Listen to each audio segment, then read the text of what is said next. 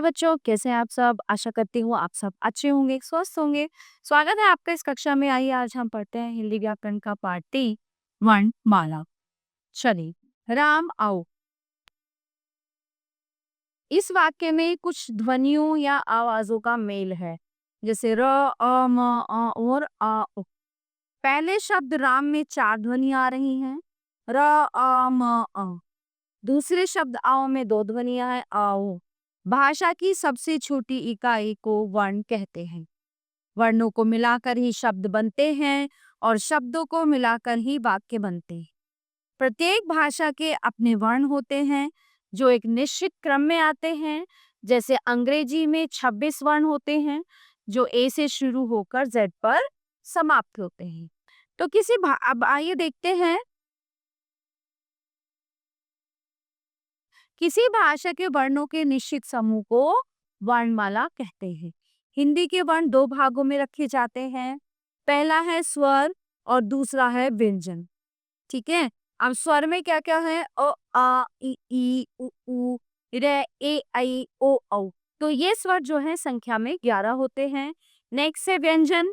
ये होते हैं क ख 35, क ख, ग ग र, च छ, ज झ य, ट ठ, ड ढ ण, ढ ढ ढ, त थ द ध न, प ख ब भ म, य र ल व, श स ह। ठीक है। तो डा और डा कभी भी शब्द के शुरू में नहीं आते हैं, ये हमेशा बीच में आते हैं। ठीक है। तो ये संख्या में होते हैं 11 स्वर और 35 व्यंजन। अब आते हैं संयुक्त व्यंजन। 11 स्वर और 35 व्यंजन के अतिरिक्त कुछ ऐसे व्यंजन भी हैं जो 2 व्यंजनों से मिलकर बनते हैं। ये इस प्रकार है: क श क्ष, ज य ज्ञ, त र त्र, श र श्र।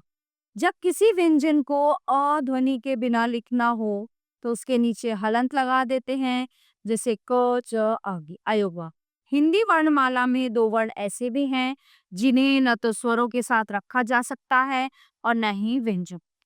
वे वर्ण जो न तो स्वर है और न ही व्यंजन है, उन्हें अयोगवाह कहा जाता है। वर्णमाला में 2 अयोगवाह हैं, अंग और आह। तो आइए, हमने जाना कि भाषा की सबसे छोटी इकाई को वर्ण कहते हैं।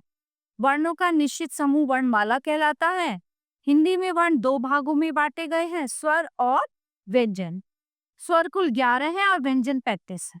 संयुक्त व्यंजन श, त, त्र, ज्ञ, श्र 2 व्यंजनों को मिलकर बनते हैं। जो वर्ण न तो स्वर है और न व्यंजन, उन्हें अयोगवाह कहते हैं। अंग और आह अयोगवाह है। ठीक है। तो प्यारे बच्चों, ये पाठ यहीं पे समाप्त होता है। आशा करती हूँ आपको अच्छे से समझ आया होगा।